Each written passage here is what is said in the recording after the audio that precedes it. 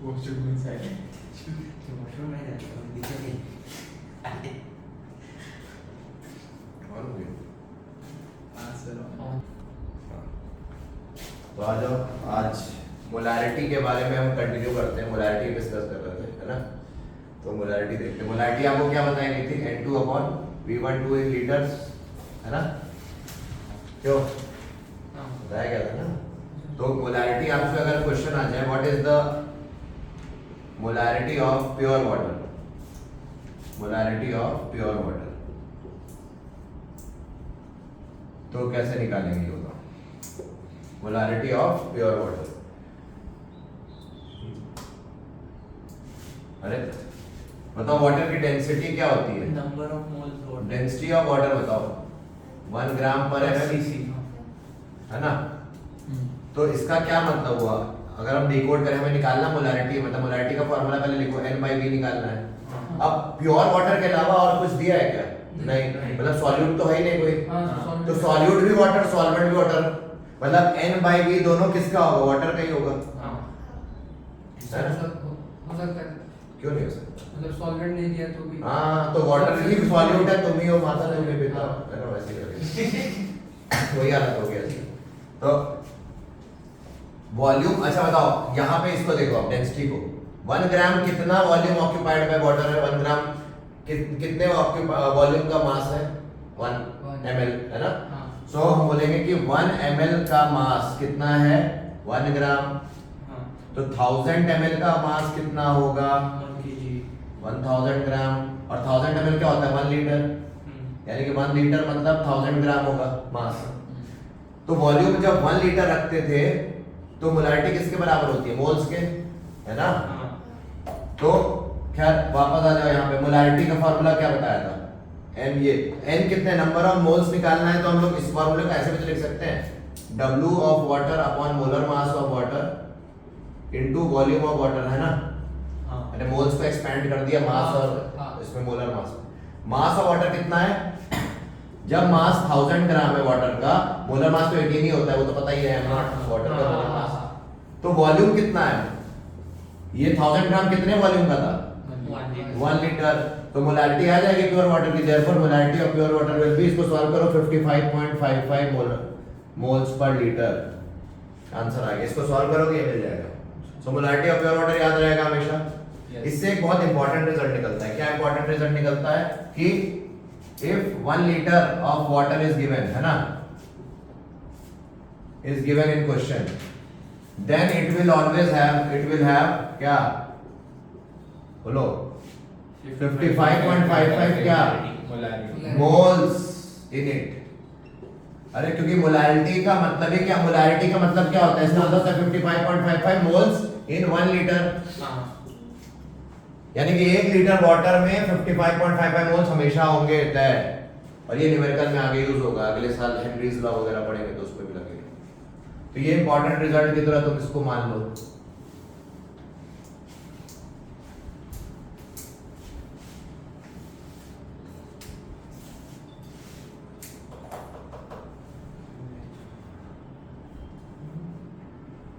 N factor पढ़ा दिया मैंने, हो गया तब ठीक।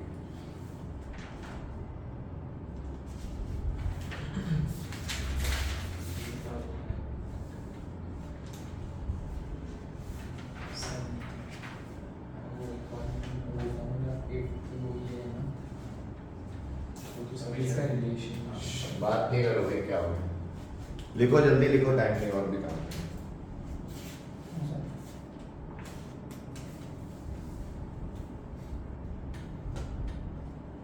हो गया? ठीक है। अब यहाँ पे रिलेशन लिख लो, मोलैरिटी वर्सेस मोलैरिटी। रिलेशन मैंने जैसे बताया था मोलैरिटी और मोल फ्रैक्शन में, वैसे ही मोलैरिटी एंड मोलैरिटी में कैपिटल एम और स्मॉल एम, मतलब मोलैरिटी एंड मोलैरिटी में एक रिलेशन है कि molarity is equal to 1000 into, ये रटना है आपको, मतलब ये डेरिवेशन हम नहीं करेंगे इसकी अपॉन, क्योंकि इस पे डायरेक्टली न्यूमेरिकल आएंगे। 1000 into density of solution minus molarity into molar mass of solute. ये फॉर्मूला याद रखना। ठीक है, relation between molarity and molality. Clear हो गया? और न्यूमरेटर में 1000 के बाद क्या लिखा? मोलारिटी, ये देखो ये मोलालिटी है, ये मोलारिटी, ये molar mass of solute m02 क्या होता है molar mass of solute, small m जो है और ये क्या है डेंसिटी ऑफ सॉल्यूशन, इसकी यूनिट क्या है ग्राम पर ml है ना। हाँ सिर्फ छोटा छोटा है मोलरिटी है ना, सॉरी मोलरिटी है। हाँ ये रिवाइज करके आओ ना, ये मुझसे क्या पूछ रहे हो, ये तुम्हें रिवाइज होना चाहिए।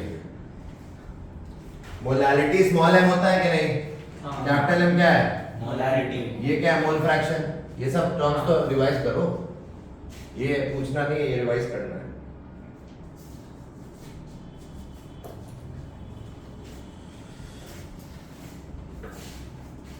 बता दे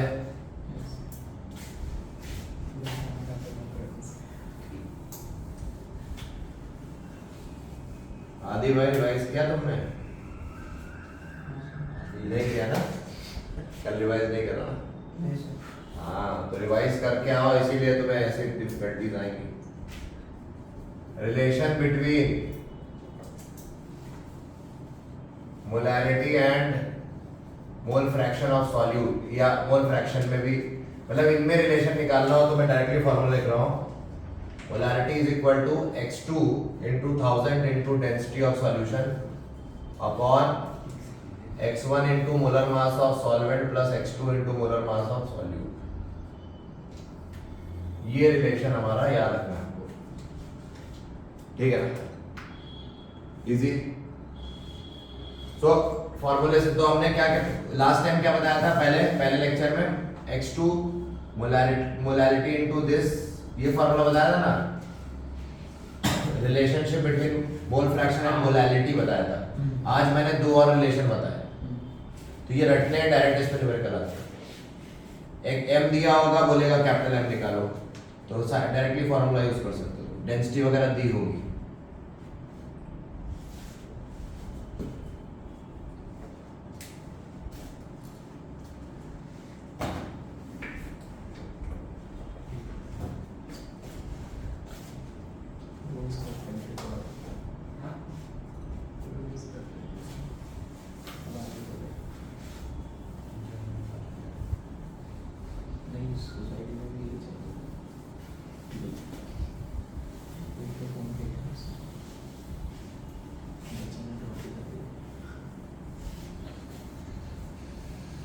तुम्हारा नाम क्या है?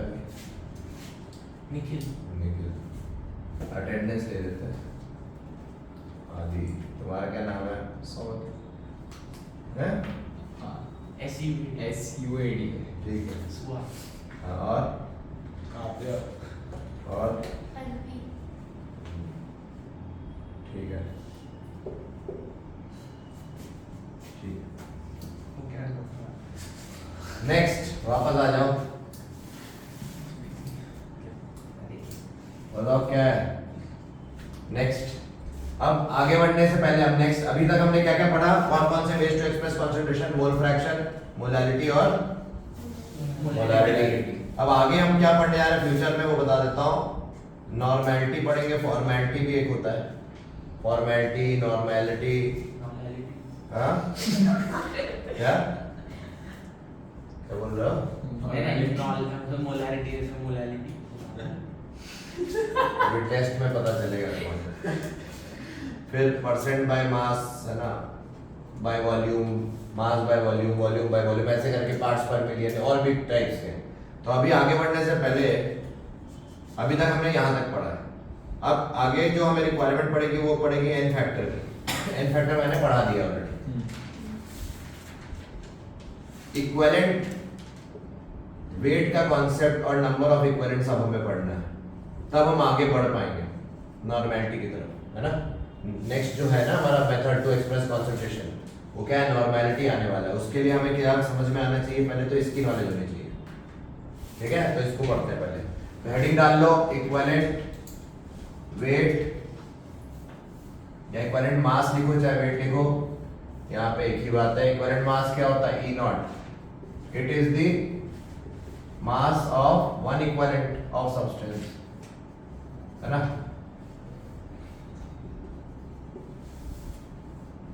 एक इक्विवेलेंट ऑफ सब्सटेंस का मास ये, जैसे मोलर मास क्या होता था, m नॉट क्या होता था, मोलर मास, ये कितने मोल्स ऑफ सब्सटेंस के लिए होता था, 1 मोल, है ना, it is the mass of 1 मोल। उसी तरह इक्विवेलेंट मास क्या होगा, मास ऑफ 1 इक्विवेलेंट, क्लियर। अरे मोलर मास क्या था, mass of 1 mole of substance, equivalent mass क्या हो जाएगा, mass of 1 equivalent of substance, simple. और इक्विवेलेंट मास का जो फार्मूला रिलेशन क्या है मोलर मास के साथ, equivalent mass is molar mass by n factor.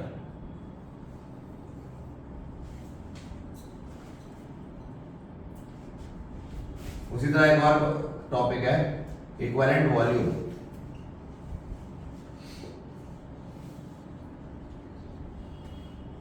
देखो इसका डिटेल्ड मतलब तो हम आगे पढ़ेंगे, जब हम लॉ ऑफ इक्विवेलेंस वगैरह बताएंगे उससे पहले पढ़ेंगे इक्विवेलेंट वेट का असली मतलब क्या है। बट अभी के लिए ये काम चलाओ, क्योंकि क्वेश्चंस करने हैं नॉर्मेलिटी वगैरह के, तो वो काम चलो पढ़ा रहे हैं, ठीक है ना। अभी आगे जाके हम लोग डिटेल में पढ़ेंगे इक्विवेलेंट्स का मतलब असली में क्या है। सो इक्विवेलेंट वॉल्यूम क्या होता है, हम लोग रिप्रेजेंट करेंगे VEQ से। बताओ मोलर वॉल्यूम क्या होता था, याद है, V नॉट STP पे मोलर वॉल्यूम लिखते थे कितना, 22.4 लीटर, ये होता था मोलर वॉल्यूम। उसी तरह इक्विवेलेंट वॉल्यूम क्या होगा, मोलर वॉल्यूम दोस्त, मोलर वॉल्यूम की डेफिनेशन क्या थी, volume of 1 mole at STP। ये क्या है, वॉल्यूम ऑफ 1 इक्विवेलेंट, हाँ 1 equivalent of a gas, equivalent, ये सिर्फ गैसेस के लिए एप्लीकेबल है, याद रखना, only for gases, 1 equivalent of gas.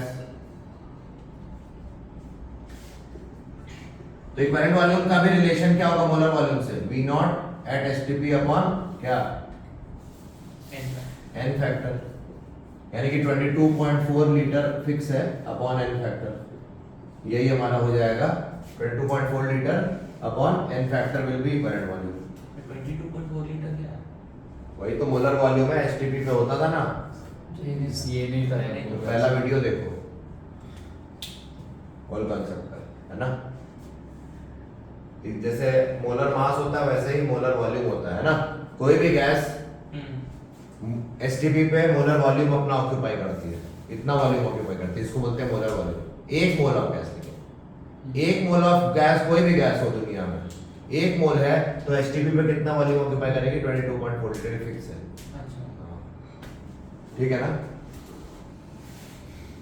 यार याद करो, जब मैं नंबर ऑफ मोल्स का फार्मूला नहीं निकालता था, V बाय V नॉट, है ना, तो ये जो V नॉट है यही तो मोलर वॉल्यूम था। ये जो नंबर ऑफ मोल्स का फार्मूला निकाला था ना, वॉल्यूम अपॉन मोलर वॉल्यूम, यही तो मोलर वॉल्यूम ये है यार। आ जाओ, इक्विवेलेंट वॉल्यूम समझ में आ गया। अब ये हो गया equivalent weight and equivalent volume का कॉन्सेप्ट। इसको क्वेश्चन के थ्रू कैसे करेंगे,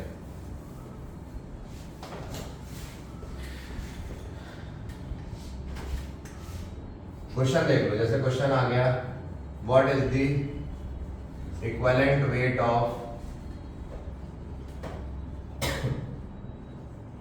एल्यूमिनियम, पहला है एल्यूमिनियम, दूसरा है मान लो ऑक्सीजन। एक और क्वेश्चन आ गया, what is the equivalent volume of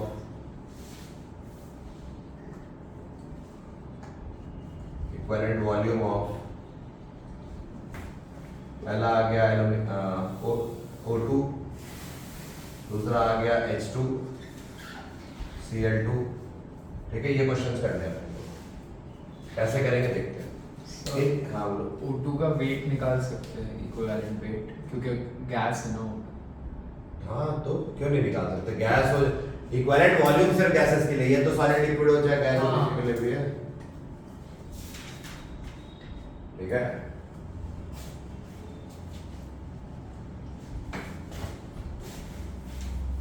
तो इक्विवेलेंट यानी कि देखो पहला पार्ट करते हैं, what is the equivalent weight, मतलब E नॉट पूछ रहा है किसका, एल्यूमिनियम का। तो हमने बताया था ये क्या होता है, molar mass of aluminium upon n factor of aluminium, है ना। तो मोलर मास ऑफ एल्यूमिनियम क्या होता है पीरियोडिक एलिमेंट, 27, अरे पीरियोडिक एलिमेंट 27 होता है ना एल्यूमिनियम।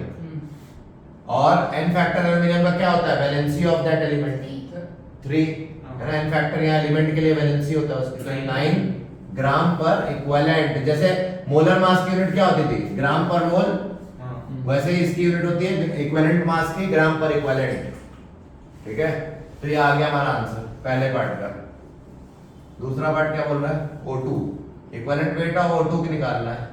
क्या निकालेंगे? मतलब मोलर मास ऑफ O2 कितना होता है? Molar mass of O2 upon n factor of O2। यही तो क्या होगा? मोलर मास ऑफ O2 क्या होता है? 32 होता है ना। अरे 16 एक ऑक्सीजन का होता है, तो 2 का कितना होगा? 32।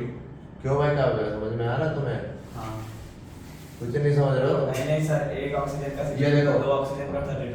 और n फैक्टर क्या ऑक्सीजन का? 4 बताए थे लास्ट टाइम, रट लो। हाँ ऑक्सीजन का n फैक्टर बोला था ना, इंपॉर्टेंट है। हाँ सर। रिवाइज करो, ऐसे नहीं हो पाएगा फिर। विदाउट रिवीजन नहीं कर सकते तुम। 8 ग्राम पर इक्विवेलेंट हो गया आंसर। फिर जेई बस बोलने के लिए रह जाओगे, बोर्ड वाले बैच को भी कंप्लीट नहीं कर पाओगे, देख लो।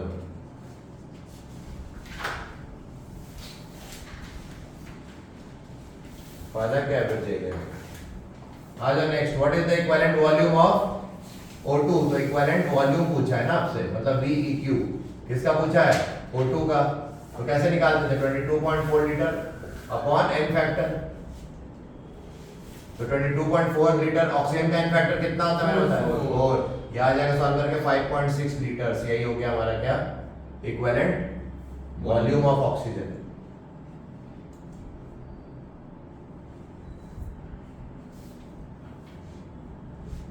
सेकंड किसका वॉल्यूम है? हाइड्रोजन का। इक्विवेलेंट वॉल्यूम ऑफ हाइड्रोजन निकालना है। क्या हो जाएगा? 22.4 upon n factor of hydrogen. कितना होता है n फैक्टर हाइड्रोजन का?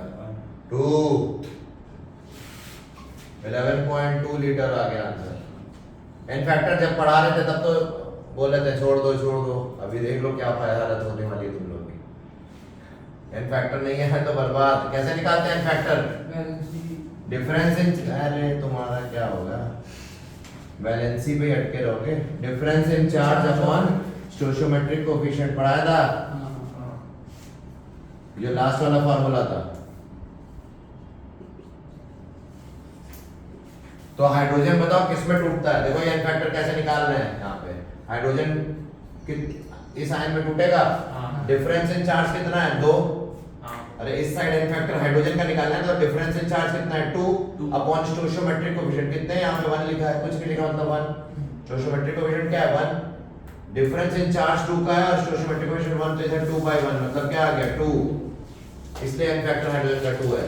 ऑक्सीजन का 4 क्यों है? क्योंकि O2 से 2O2 माइनस में जाएगा, जो कि difference in charge 4 divided by 1। समझ रहे हो? रट लो, नहीं तो कुछ नहीं होगा। और बताओ Cl2 का क्या आ जाएगा? 2। n फैक्टर 2 होगा, तो 22.4 बाय 2 ही हो जाएगा 11.2 लीटर। इसका भी आंसर, तो इन दोनों का 11.2 लीटर आंसर। इक्विवेलेंट वॉल्यूम इसका 5.6 लीटर। ये याद रखना, ठीक है? नोट कर लो।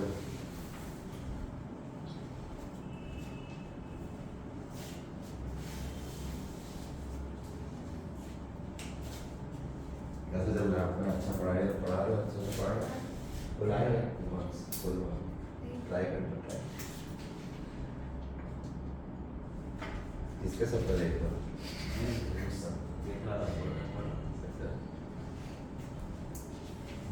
ठीक है, तो नोट करो जल्दी, फिर आगे बात करते हैं। सो अभी हमने इक्विवेलेंट वेट और इक्विवेलेंट वॉल्यूम सीख लिया। अब हम क्या सीखेंगे? नॉर्मेलिटी। क्योंकि अब हमारा वापस लौट के आते हैं fourth way to express concentration. हमने मोलैरिटी कर लिया, अब हम एक्स मोल फ्रैक्शन कर लिया, अब नॉर्मेलिटी करेंगे। अच्छा, फॉर्मेलिटी अगर पूछे क्या होती है, तो फॉर्मेलिटी और मोलैरिटी एक ही मान लेना। मोलैरिटी ऐसे निकालते हो ना, सेम फॉर्मूला फॉर्मेलिटी के लिए, बट ये आयनिक कंपाउंड के लिए। फॉर्मेलिटी किसके लिए हम लोग लगाते हैं जनरली, बट निकालने का तरीका सेम। तो फॉर्मेलिटी मोलैरिटी एक ही बात है, इसलिए उसको पढ़ाने का मतलब नहीं, ठीक है? Normality, it is the number of क्या? Equivalents of solute, number of equivalents of solute present per unit volume of solution in liters और डेसीमीटर क्यूब, ठीक है। फिर लीटर और डेसीमीटर क्यूब एक ही बात होती है। तो बताओ इसका फार्मूला क्या होगा नॉर्मेलिटी का, जल्दी बोलो। Number of equivalent, number of equivalents कैसे लिखेंगे, NeQ2, number of equivalents of solute NeQ2, ये नंबर ऑफ इक्विवेलेंट्स ऐसे लिख रहे हैं। अच्छा, नंबर ऑफ इक्विवेलेंट्स के बारे में एक चीज नहीं बताई, यहाँ पे साइड में लिख रहा हूँ। नंबर ऑफ मोल्स क्या होता था बताओ, mass by molar mass. So number of equivalents क्या हो जाएगा, मास बाय इक्विवेलेंट मास, है ना। हमने इक्विवेलेंट मास पढ़ा है ना अभी। और इसको और अच्छे से लिखे, ध्यान दो, अभी खत्म नहीं हुआ। इक्विवेलेंट मास की जगह लिख सकते हैं molar mass upon n factor. Equivalent weight का फार्मूला क्या था, molar mass by n factor, n factor ऊपर चला गया। और वेट बाय मॉलिक्यूलर वेट क्या होता था, मोल्स। तो नंबर ऑफ इक्विवेलेंट्स और मोल्स में रिलेशन मिल गया। Number of equivalents is number of moles into n factor, ठीक है। तो वापस आ जाओ, तो number of equivalents of solute upon क्या बोल रहा है, वॉल्यूम, वॉल्यूम ऑफ सॉल्यूशन, मतलब V12, और किस यूनिट में, लीटर। तो ये फार्मूला कब लगाना है, when volume is given in litre और dm क्यूब। और अगर मिलीलीटर में है तो उसको कन्वर्ट इनटू 1000 कर देते ना। और दूसरा formula number of equivalents of solute. चलो आगे बढ़ने से पहले इधर आ जाओ वापस लौट के, ये देखो नंबर ऑफ इक्विवेलेंट्स को क्या लिख सकते हैं बताओ, ऑफ सॉल्यूट। अगर यहाँ 2 लगा देंगे, इधर भी 2 लगा देंगे, and moles of solute into n factor. हाँ, तो नंबर ऑफ इक्विवेलेंट्स को लिख दिया n2 into number of moles of solute upon this, हाँ है ना। अच्छा ये बताओ, ये टर्म को क्या कहते थे आप, इसको इस टर्म को, मोल्स अपॉन वॉल्यूम, मोलैरिटी अभी होता है। तो नॉर्मेलिटी और मोलैरिटी में क्या आ गया relation, normality is molarity into n factor, है ना। Yes sir. तो एक बेहतरीन रिलेशन मिल गया, ठीक है, नोट कर लो, जो इजी है। हाँ सर। रिवाइज करो, रिवाइज। n2 अपॉन v12 क्या होता है, मोलैरिटी। तो कैपिटल M, तो ये यहाँ डाल दिया आगे। तो इसलिए बहुत इंपॉर्टेंट, हमने अब रिलेशंस ढेर सारे देख लिए हैं, तो याद रहना चाहिए। नॉर्मेलिटी भी हो गई अपनी,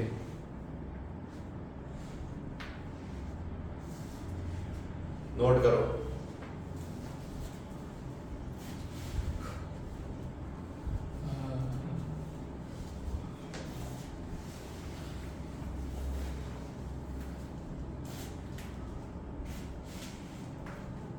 बहुत पढ़ना पड़ेगा अभी, बहुत काम करना है, अब जेईई के सवाल उठाएंगे।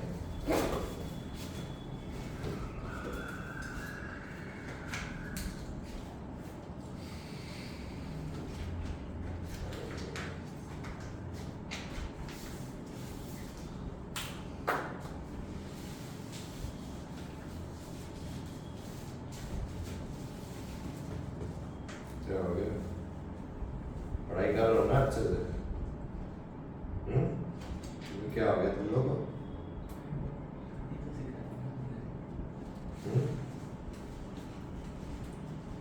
इक्विवेलेंट्स बहुत इंपॉर्टेंट है, जिसको इक्विवेलेंट नहीं आता उसे केमिस्ट्री नहीं आती। तो क्वेश्चन करते हैं आप, ये मिटा दें क्यों, हाँ सर। तो पहले कुछ क्वेश्चन कर लेते हैं फिर आगे बढ़ते हैं।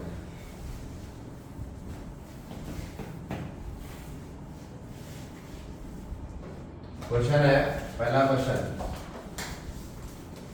How many equivalents are there in, equivalents of aluminium are there in its 9 gram. बताओ क्या निकालना है, बोलो। नंबर ऑफ इक्विवेलेंट्स, मतलब NeQ निकालना है। NeQ का पहले फॉर्मूला लिख दो, W/E0 आया ना। हाँ। और एल्यूमिनियम के लिए E0 तुमने अभी अभी निकाला था जब सवाल कराया था। चलो हम फिर से लिख देते हैं। E0 को लिख सकते हो m0/n फैक्टर, अरे E0 को लिख सकते हो m0 upon n factor, n factor ऊपर चला गया। तो बताओ वेट कितना दे रखा है, 9। मोलर मास कितना होता है एल्यूमिनियम का, 27 और n फैक्टर 3। तो नंबर ऑफ इक्विवेलेंट्स कितना आ गया है, 1 equivalent. Number of equivalent is 1, है ना। अब इसका मतलब समझो, ध्यान से रुक जाओ। इक्विवेलेंट वेट जो एल्यूमिनियम का मैंने बताया था वो क्या बताया था 9 ग्राम पर इक्विवेलेंट। अगर तुम देखो पिछले जो सवाल कराया था what is the equivalent of aluminium, याद होगा 9 ग्राम पर है ना। तो 9 ग्राम पर इक्विवेलेंट मतलब क्या हुआ 9 gram in how many equivalent. One देखो आ भी गया 9 ग्राम में कितने इक्विवेलेंट आए, एक आ भी गया, देखो प्रूफ भी कर दिया। हाँ क्लियर हो गई बात। हाँ तो ये याद रखना इक्विवेलेंट वेट का मतलब क्या हुआ 9 ग्राम इन 1 इक्विवेलेंट। कि एक क्योंकि इक्विवेलेंट वेट का मतलब ही होता है मास इन 1 इक्विवेलेंट, तो इसलिए ऐसा है। ठीक है, ये बस समझाने के लिए था। आंसर तो आ ही चुका है, नंबर ऑफ इक्विवेलेंट 1 इक्विवेलेंट। आ जाओ क्वेश्चन करते हैं नॉर्मेलिटी पे। ये क्वेश्चन जेई में आ चुका है। व्हाट इज द, इसी टाइप से मतलब एग्जैक्टली क्या आया वो तो आपको इसका सब पार्ट तो इन्हें कोई पार्ट आया।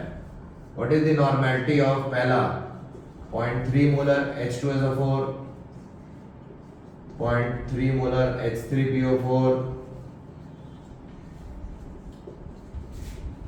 0.3 मोलर H3PO3, 0.3 मोलर H3PO2।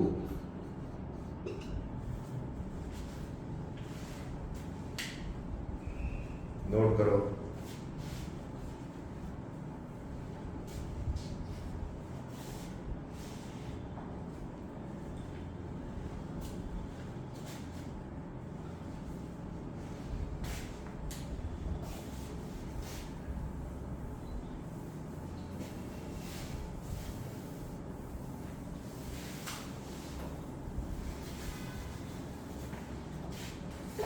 देख लो इधर क्या पूछा है, बोलो।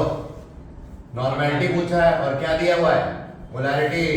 हाँ सबकी मोलैरिटी दी हुई है नॉर्मेलिटी, और नॉर्मेलिटी मोलैरिटी में n फैक्टर से मल्टीप्लाई कर दो तो molarity into n factor normality relation बताया हमने। हाँ तो बेसिकली इस फार्मूले से हमारे से चारों सवाल बन जाएंगे। अब हमने जो पहला देखो 0.3 मोलर क्या दिया है H2SO4, तो इस पे n फैक्टर कितना होता है H2SO4 का 2। अरे n फैक्टर H2SO4 का क्या होता है, क्यों होता है, क्योंकि number of H attach directly to oxygen कितने हैं, 2। तो n फैक्टर 2, तो normality will be n factor into molarity, यानी कि 0.6 नॉर्मल आ गया कि नहीं। अरे यूनिट ऑफ नॉर्मेलिटी तुम्हें पता है कि नहीं क्या होगी, नॉर्मेलिटी की यूनिट क्या होगी, इक्विवेलेंट्स पर यूनिट पर लीटर या इक्विवेलेंट्स पर dm3, क्योंकि ना फार्मूला ही क्या था है ना, इक्विवेलेंट बाय वॉल्यूम, या नॉर्मल लिख देते हैं कभी बार कैपिटल N। ठीक है, तो आ जाओ ये 3 यूनिट्स हैं, तो यहाँ पे हमने 0.6 लिख दिया। अब बताओ सेकंड पार्ट में क्या कह रहा है, 0.3 मोलर H3PO4 का n फैक्टर कितना होता है, 3। क्यों, क्योंकि H3PO4 के स्ट्रक्चर को देखो, इसमें 3 HO से जुड़े हैं, तो n फैक्टर 3, तो normality will be n factor into molarity, मतलब 0.9 मोलर नॉर्मल। अब आ जाओ इस पे, यहाँ पे ही गलती होती है कंपटीशन में, ज्यादातर ये पूछते हैं 0.3 मोलर क्या H3PO3। आपको बताया था H3PO3 का n फैक्टर 2 होता है, 3 नहीं होता। क्यों, क्योंकि HO इसका स्ट्रक्चर, हाँ 2 ही H अटैच्ड है डायरेक्टली ऑक्सीजन से, ऑक्सीजन से डायरेक्टली अटैच्ड 2 ही H है, तो n factor 2, so therefore normality will be 2 into 0.3, that is 0.6 normal. Last वाला अगर देखें 0.3 मोलर क्या दिया हुआ है H3PO2, इसके लिए n फैक्टर क्या होगा 1। क्यों, क्योंकि मैंने बताया था इसके स्ट्रक्चर में एक ही हाइड्रोजन ऑक्सीजन से जुड़ा है, तो ये n फैक्टर, तो normality will B 1 into 0.3, that is 0.3 normal answer. Note कर लो।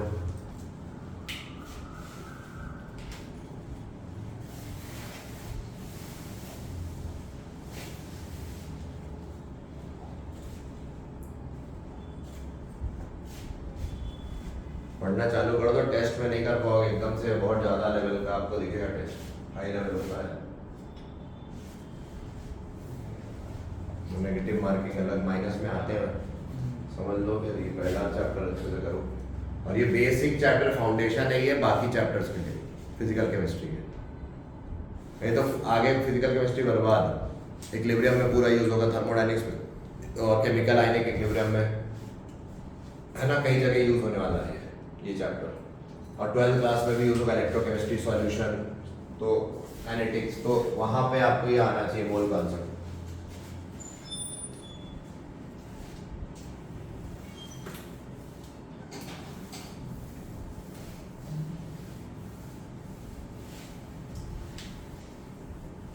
क्लियर हो गया, कोई डाउट नहीं है, करें आगे। हाँ ठीक है, तो नॉर्मेलिटी भी हो गई। तो हमने किसके किसके बीच पहले रिलेशन देखा था, x2 और मोलैरिटी के बीच में है ना, जो हमने, फिर हमने रिलेशन देखा था मोलैरिटी मोलैरिटी, फिर हमने मोलैरिटी और मोल फ्रैक्शन, है ना, और फिर हमने आज नॉर्मेलिटी और मोलैरिटी में भी रिलेशन देखा। तो ये सारे रिलेशंस याद होने चाहिए, है ना। हमने जो कल लास्ट लेक्चर और आज मिला के जितने रिलेशन दिए हैं, लास्ट लेक्चर में ये रिलेशन दिया था ना, आज मैंने इनके भी रिलेशन दे दिए, तो ये रटे होने चाहिए, ठीक है ना। इससे टाइम बचेगा एग्जाम में, है ना। वैल्यू सीधा फार्मूले में डाला, आंसर आए। तो ये ट्रिक, रिलेशन से आप ट्रिक्स की तरह इसको ले सकते हो। अब देखो, तो normality is also over. Next, normality 4 थी ना अपनी, वेज टू एक्सप्रेस कॉन्सेंट्रेशन में अभी तक कितनी कर ली है, 4। अब और फॉर्मेलिटी तो मैंने बता ही दिया था क्या होती है, मोलैरिटी है ना। अब आ जाओ 5th, परसेंटेज बाय मास, मतलब वेट बाय वेट ऐसे लिखा हो, इसका मतलब हुआ percentage by mass of solute, by mass of solute. तो इसका फॉर्मूला है weight of solute upon weight of solution, है ना, इनटू 100%। नोट कर लो। इसका क्या मतलब, अगर सवाल में कुछ भी नहीं दिया है, वेट ऑफ सॉल्यूशन नहीं दिया है, तो अज्यूम करेंगे वेट ऑफ सॉल्यूशन है 100 ग्राम। अगर नहीं दिया है तो हम सवाल लगाते हैं 100 ग्राम टोटल मास को मानेंगे। तो जैसे कहीं लिखा है 20% ग्लूकोज, है ना, इन वाटर, इसका क्या मतलब हुआ कि W2 की वैल्यू क्या है, 2 मतलब सॉल्यूट, तो W2 ग्लूकोज सॉल्यूट है, W2 20 ग्राम है, कब, जब तुमने माना W1 100 ग्राम। तो W1 कितना हो गया इसमें, 80 ग्राम। तो तुम्हें मानना ये पड़ेगा पहले, तो पहले अज्यूम कर लो, ये जैसी सवाल है पहले ये अज्यूम कर लो। तुमने माना 100 ग्राम टोटल है, तो उसमें W2 कितना होगा, 20, और फिर W1 ऑटोमेटिकली 80 हो जाएगा, तो न्यूमेरिकल बनाने में आसानी हो जाती है ना। तो ये चीज से हमें ये फायदा उठाना है, नोट करो।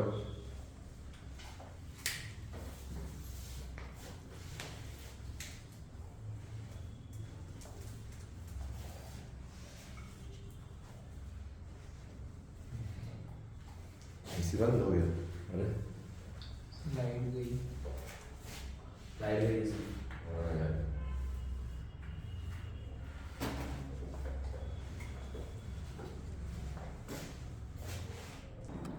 चलो वापस आते हैं।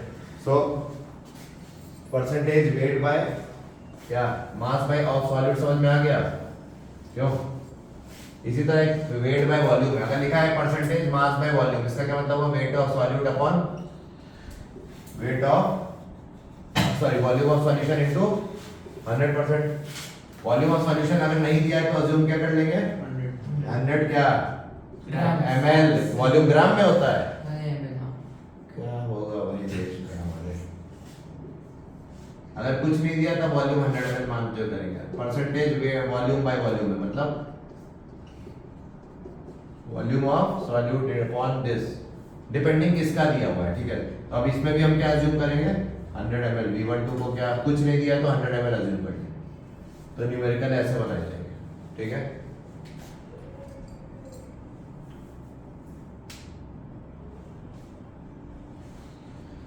तो ये हो गया। इसके अलावा कौन सी यूनिट्स हैं जिसमें हम एक्सप्रेस कर सकते हैं कॉन्सेंट्रेशन को, पीपीटी। पीपीटी मतलब पार्ट्स पर 1000, पार्ट्स पर 1000 मतलब क्या हुआ, पार्ट्स पर 1000 क्या होता है, weight of solute upon weight of solution to 1000 मतलब 10 पावर 3,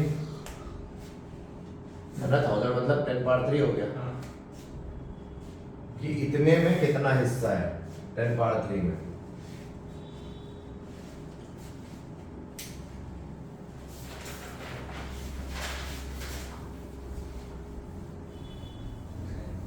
सिंपल है। फिर पार्ट्स पर मिलियन, मिलियन मतलब क्या होता है 10 पावर 6 पीपीएम लिखा होगा पार्ट्स पर मिलियन। ये काफी कॉमनली अगर करता है थ्रू आउट 11 पीपीएम, काफी वर्ड बार सुनोगे, ठीक है। एनवायरमेंटल केमिस्ट्री वगैरह में भी कंसंट्रेशन में पीपीएम यूज होगा आगे जब तुम पढ़ोगे। सो पीपीएम क्या होता है? Weight of solute upon solution का मास इनटू 10⁻⁶। फिर क्या है? पार्ट्स पर बिलियन, पीपीबी। बिलियन मतलब 10⁻⁹। ये हो जाएगा W2 अपॉन W12 इनटू 10⁻⁹। ठीक है, तो ये नोट कर लो।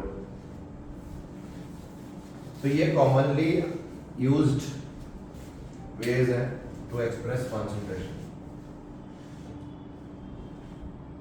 ठीक है ना?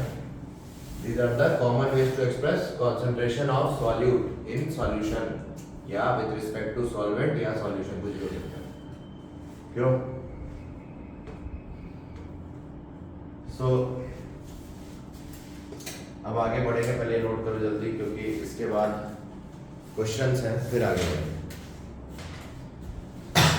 तो IIT 90 का क्वेश्चन है, calculate molality of 1 litre solution of 93% H2SO4 weight by volume और डेंसिटी सॉल्यूशन की दी है। तो देखो ये सॉल्यूशन है, इसमें क्या है?